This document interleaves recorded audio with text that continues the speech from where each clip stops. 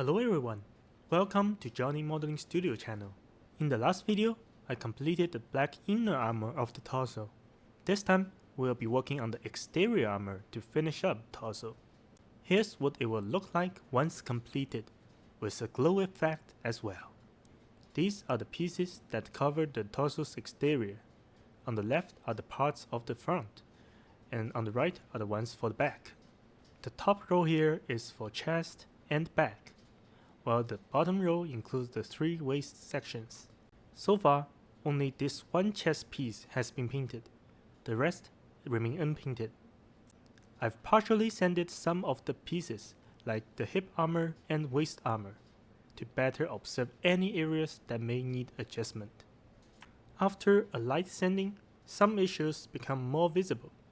Take these parts for instance.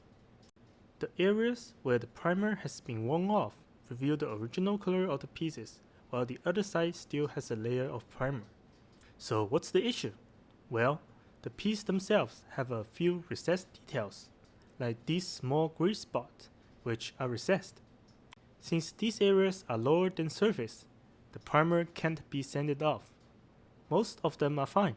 For instance, this piece here has a regular shape and a flat bottom. However, the 2 outermost details are not.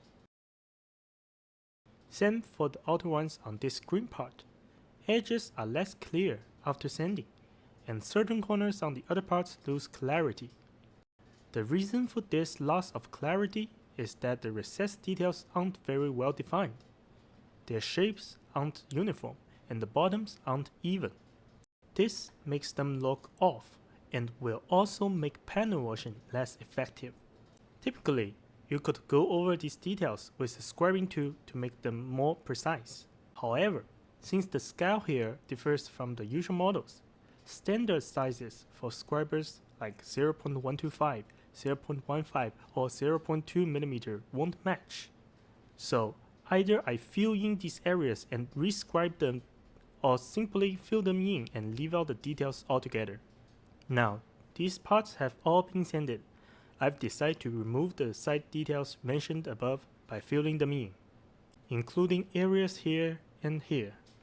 For deeper recesses, I use CA glue as filler, while for shallower areas, I opt for putty filler.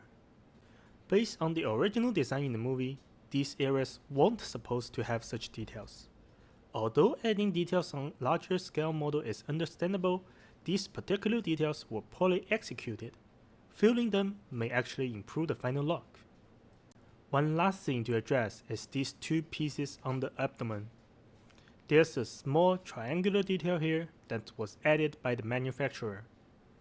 In the original design, it wasn't there. However, the detail only exists on the front, while the upper side, which is visible, lacks this pattern. I think it's necessary to add a scribed line here for consistency. Here's a comparison. This is what it looks like without the added line, and this is after I've scribed it in. Moving on to painting, I first applied a layer of primer to all the pieces.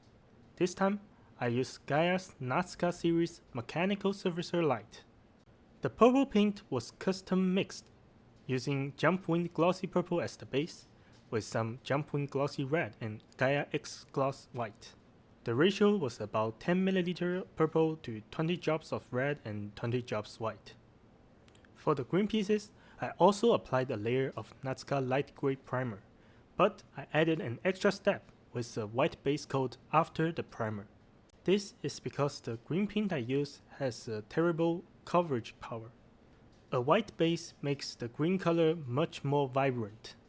I used Gaia's EVA series Glow Green, which was quite an investment as it cost several times more than standard paints from the same series. I bought it out of curiosity, but note that this is a glow-in-the-dark paint, not fluorescent, meaning it can continuously emit light after absorbing light rather than under UV exposure. Since the glowing particles tend to settle easily, you must thoroughly mix them before using this paint. It also tends to dry into a powdery form, which makes it trickier to apply. Through various trials, I found that the dilution ratio of at least 1 to 2, with about 20% gloss varnish added, applied in multiple thin layers, achieves a smooth and even finish. After all parts were painted, I applied 2 layers of gloss varnish using Mr. Hobby GX112. I will skip over this part of the process. These are the painted parts. For the gray parts, I simply used primer's color, while the black parts were painted using Jumpwind Glossy Black. The colors might not look completely accurate on the desk under indoor lighting. Despite attempts to adjust the white balance, I wasn't fully satisfied. The purple is actually warmer, and the green is less bluish than they appear here. Now, let's attach these parts onto the torso. Even after trimming the mounting points and enlarging the holes, they are still quite tight and need a lot of pressure to snap into place. After assembling them, the chest and abdomen sections are complete. The glossy finish really collects fingerprints, but I like this style. I plan to polish it even further once the entire model is finished. Don't leave just yet. You've got to check out the glow effect. After turning off the lights. How about that? Not bad, right? That's all for this video. Next time, we'll be tackling the links. See you in the next episode, and don't forget to like and subscribe.